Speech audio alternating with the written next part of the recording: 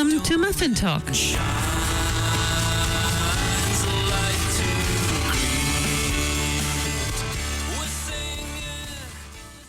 Kia ora and welcome to Muffin Talk is brought to you by the initiative Titipounamu, Study and Joy. In one of my early interviews, I was privileged and honored to have the late Bishop Stuart O'Connell in the studio with me.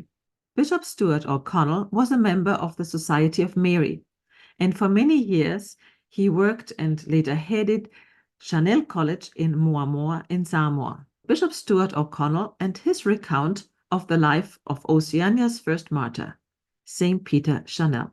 Here goes the recording. Bishop Stuart, you've been teaching at St. Peter Chanel College in Samoa for many years. Who was St. Peter Chanel, or Pierre-Louis-Marie Chanel, as he was called in France? Peter Chanel was a young French lad born shortly after the French Revolution in 1803. He lived in a country area. His parents are fairly poor, and he was the fifth of 8 children. He was born near the farm they had was near the village of Kue, but there was no school there since the Revolution, so he did not begin any schooling until he was 11 years of age, when a French priest, Father Trompier, took him under his wing and gave him some basic education. Before that, his mother looked after him and gave him some tuition and various things. But most of his early years, she would give him a basket with food in it, and he would go off to tend the sheep and whatever else had to be done on the farm for a young boy. There was the time of Napoleon, the last years of Napoleon. Yes, and the schools had not been re-established, the churches had not been re-established, and so on. Later, when he was 11 years of age, he went to a village a bit further away and started some form of education. And in 1819, he went to there was a college at Amberieu, and he spent 4 years there, so that he began to then pick up where he had left off. And being a rather bright student, he was able to pick things up very quickly and did very well. Although he didn't have a good start and having to work on the farm, he would still be able to pick up the studies. Yes, his mother evidently gave him a good foundation in just ordinary, spoken French and grammar and things like that, and he could read and write it, by the time he got there, but that was all. And you have to imagine that in France at that time there were lots of dialects. Yes. So it was very important that his mother was guiding him. Yes. And from his time in the college in Amberieu and a short time at the college in Bellay, then the local priest talked to him a lot, and they were very impressed by him. And he said that he would, like to be a priest someday, and so they encouraged him, and he went through the seminary course there, and he was ordained a priest in 1827. And from there he was a curate priest, an assistant priest in a parish, and then he became a parish priest. Later he was transferred to a school where he was the spiritual director and also in charge of the religious community there. He was still young at that time. He was very young, yes, and he was ordained 1827, and he was a very gentle person and very kind and thoughtful, and he found the boys' school very difficult. The students were not always that, wonderfully obedient that you'd like them to be, and so he struggled with it, but he persevered, and he did very well. At that time, he became interested with a group of priests who were interested in starting a new congregation dedicated to Mary, which ultimately became the Society of Mary. He was interested in their work because they were going to go back into the hills and the villages that were neglected after the French Revolution and sow the seeds of the faith again and get people back to church and all that sort of thing. So that was the beginning of the Marists. Marists, yes. And so they applied to Rome for approval to form this congregation, which they were going to call the Society of Mary. At the time, Rome were not very forthcoming in approving, but they said to them, if you also undertake the missions of the South Pacific, or Southwestern Pacific, we will approve you. And so in 1836, Pope Gregory XVI approved them. First group of Marists took their vows, and Father John Claude Collin was elected as their Superior General. So his first task was to not only just to staff a few parishes in the south of France, but to find the first team to send out to the South Pacific. So they made their vows in September, and the first group left in December, on Christmas Eve. That was quick. Of 1836, with Bishop Pompallier as the leader. Yes. And there were 4 priests and then 3 brothers. The brothers being assistants, did not do the formal educational training for priesthood, of course, but they were the assistants, and they could be of great help to the priests in, helping run the house and companionship. Yes. And so they left then in 1836 on Christmas Eve. So that was very quick. It was. And Peter Chanel had always been interested in mission work, and so he volunteered immediately as soon as they had made their vows as Marists, and he was accepted. And so that's how he came to be in the team to come out to the Pacific. When St. Peter Chanel decided to go to Oceania, as you said, it was a quick decision. This must have been a really great challenge. No, he volunteered himself. As soon as he knew that Oceania was the destination for the priests, he said yes, he would like to go. So he was selected. Others volunteered also. They left on Christmas Eve, and this time the journey went round South America and round the Cape Horn, because Bishop Pompallier wanted to go to Valparaiso, where the Picpus Fathers, the Sacred Congregation of the Sacred Hearts of Jesus and Mary, were. And Valparaiso, that's in Chile, isn't it? In Chile, yes. And so he wanted to consult them because they had been approved and had gone. They took the Eastern Pacific for the Catholic Church, and he wanted to consult them on problems, difficulties, helps they could give him, and so on. So he went there, and then from there they went on to Tahiti.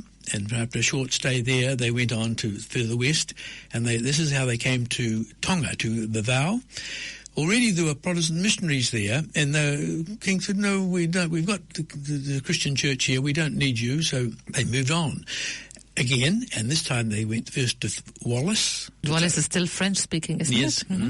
Father Tayan and others got off there, and then they went on to Futuna, and that's when Bishop Pompallier asked Father Chanel and Brother Mary Nidzier, who was one of the brothers with them, would they stay on Futuna.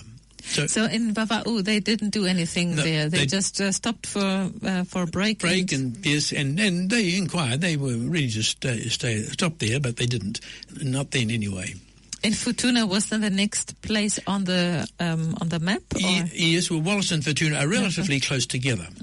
It's only a matter of hours sailing between Wallis and Futuna. So they actually went to Wallis first and then on to Futuna. And so Peter Chanel then was there for the next 3 years and a couple of months. And he found it very difficult. There's no language. The chief, King Neoliki, he accepted him, but he was an unusual man. He was sort of, one day was all for him, and the next day, he'd forget him, and they'd send food for a few days and then forget to send food and all this sort of thing, and he really had a very difficult time there because the people were not too interested in the Christianity at that stage. They had a sort of a spiritual worship of demons and all sorts of other natural religions. Was the chief or king, was he also a kind of spiritual leader? Yes, he was, yes. And he would, so he helped them up to a certain extent, but they got really nowhere with conversions. They baptized up to about 50 babies or so, and perhaps 1 or 2 people were dying. But apart from that, they didn't really get anywhere. There was no building of churches or anything like that, Did they have a diary where they wrote down what happened every day so that you'd have a little picture? Well, yes, he wrote letters regularly, and so that when the ships came past, he could send mail back to France, and that's how they knew what was happening. But things then came really, you might say, unstuck, became difficult when the king heard that his son was becoming interested in Christianity and may become a Christian. and that was the last thing he wanted. So he was okay for the Christians to work there a little bit, yeah, but he didn't want his son to become a Christian. That's right, no, because of their own worship and stuff like that. He just decided the priest had to go. And so on the morning of the April the 28th, a couple of warriors arrived at the door, and they asked for medicine. And so Peter Chanel had to prepare this medicine for them. While he was doing that, one of them put a spear into him, another one hit him on the head with a club, and then someone said, finish off the priest, and another took a big piece out of his skull with an axe, and he just sort of bled to death on the spot. They could have sent him from the island. Why did they have to kill him? Well, that's how they settled disputes among themselves. So that's why the 28th of April is the feast day of St. Peter Chanel. That's the day that he was killed. Yes. And who recorded that? Is that one of the other fathers who was with him, or the brother? Yeah, the brother. Well, the brother was actually on the other side of the island doing a task over there, and they got word to him, hey, get back quickly. So he came back, and several hours later, he came back, and Peter Chanel was dead. But so he wrote things up, and there was also a couple of Englishmen on the island, and they wrote up the murder and that sort of thing, and all the details of it. And that's how they were able to get all those facts. And did they inform immediately Bishop Pompallier? They tried to. They sent word then down to Hokianga, which was where the mission station was based. In New Zealand. In New Zealand. Bishop Pompallier wasn't there. He was down in Akaroa with the French settlement down there. That's in the South Island. In the South Island. And so it was actually 6 months before he got word that Peter Chanel had been murdered and then martyred. So he came up immediately, and he hired a boat and came up, and they got the body and they brought it. Was he buried? He was buried there. Yes, they buried him almost immediately, virtually almost where he was martyred. Then they brought his body down to New Zealand for a while, and was several months here, probably somewhere around about Russell today, in that area, in the North Island, in the Bay of Islands. In the Russell there is a church called St. Peter Chanel Church, yes, and they have a relic there. Yes, there's a little shrine church there, but we're not absolutely certain where he was buried, but when they were doing the renovations of Pompallier House there, they found in the front room, when they lifted up the floorboards, there was a large hole underneath which had all the dimensions of a grave. Oh. Okay, we can't be certain, but it's probably where his body was for the short time it was there, several months. Eventually, the body was taken on a schooner. It was taken to Sydney and then on back to France, where he had a formal burial back there. So he's now buried in France? No, he was buried there for many years, and then in 1977, his body was brought back to Fortuna. And I had the privilege. I was the principal at Chanel College in those days. So we went. There was a pilgrimage from Samoa to Fortuna, which was only 36 hours by boat. And so we had about 150 came with us, and we went down to the island to greet the bones when they came back, and they were brought back on a French warship. Yeah. And so they re-entombed the bodies there in a shrine on Fortuna, almost very close to where he was martyred. Oh. And so he was martyred, and his body was brought, was taken away, but the Christian faith started to grow after the martyrdom? Immediately, yes. And Bishop Marimidzia, he came back down to New Zealand for a break and then came back, and then the other missionaries came, and within 3 years the whole island had become Catholic. It's one of those things. Nothing happened for 3 years, and they would say, well, if you look at it from a commercial point of view, for example, you'd think 3 years of failure.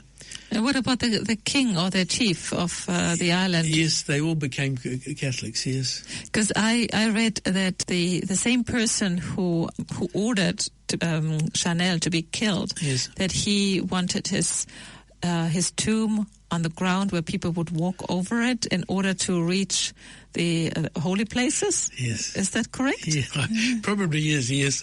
We get, those little bits that have been put in. You must remember, at the time there were quite a few Europeans moving around those islands, Frenchmen and even Englishmen, because they were trying to establish territories in the Pacific. So French, English, all around. Spaniards were all, at different places in the Pacific too.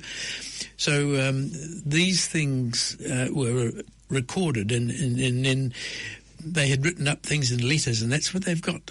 A lot of these sort of little details like that. Now, okay, we can't verify that's absolutely true, but it could well have been. Yeah, but there are always stories around and legends around a saint. Oh, yes. So even though he only died, how many years ago? 84, 41? 41. Yes. So it's not a saint like in Europe where they have thousands of years and thousands of years of legends. No. But still a lot of legends around Peter Chanel. Oh, yes.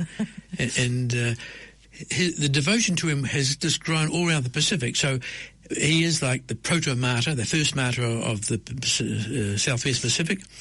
And he is also, the Pacific territories are sort of dedicated. He's their patron. And there are various churches, and our school was named Chanel College after St. Peter Chanel. And the students were, very interested in him, and we would give them talks on him and what he did and that sort of thing. And they knew that he was a special person, and they were very proud that their school was named after the first martyr of Oceania. And as a result, there's been quite a big number of students eventually have taken on the priesthood, and which is, And some of them are even in Auckland now. Some of them are in Auckland. Some of my former students are in Auckland. Yeah, and so I have to be proud of them myself, in that good Christian sense.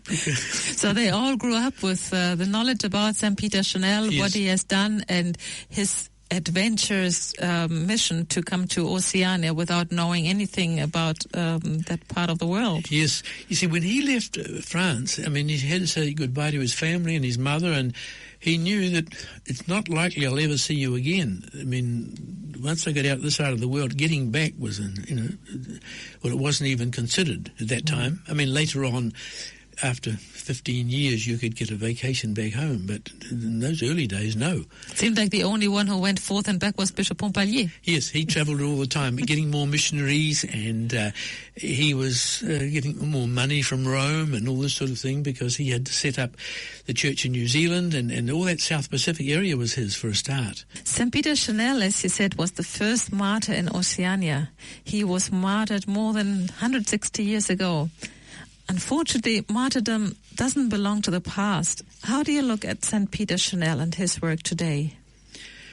He is a great example to us of someone who wanted to give his faith not just to his own country people, but to others who had no knowledge of the Christian faith whatsoever, and was prepared to leave home and do all that, just as the apostles did when they left, Jerusalem way back. The legacy that he's left, and I noticed with even the Samoan lads that I worked with, and that they were very inspired by someone who was prepared to do that. That here they were committed. He was a man committed to what he believed and wanted to hand that on to others, and would give people a way of life which was very rewarding, and not only this life but in the next. Mm-hmm. And so his influence today is still very, very strong. We've often got to give talks on him at various places because people don't know, a lot about him, but they are very keen to learn some of these details we have been talking about. I hope you enjoyed listening to the late Bishop Stuart O'Connell. Pierre-Louis-Marie Chanel was canonized on the 12th of June, 1954 by Pope Pius XII. Chanel is recognized today as the proto-martyr and patron saint of Oceania. His feast day is the 28th of April, which is a public holiday in Wallis and in Futuna.